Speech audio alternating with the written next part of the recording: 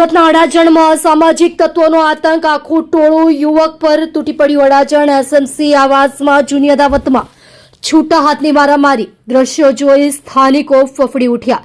સુરતના અડાજણ વિસ્તારમાં આવેલ એસએમસી આવાસમાં ફરી એકવાર અસામાજિક તત્વોનો આતંક જોવા મળ્યો છે. આ વિસ્તારમાં જાહેર જગ્યા પર બેફામ બનીને અસામાજિક તત્વો દ્વારા છૂટા હાથની મારામારી કરવામાં આવી હોવાનો બનાવ સામે આવ્યો છે. આ સમગ્ર મારામારીની ઘટના ત્યાં લાગેલા સીસીટીવી કેમેરામાં કેદ થઈ ગઈ છે, જે હાલ સોશિયલ મીડિયા પર વાયરલ થયા છે.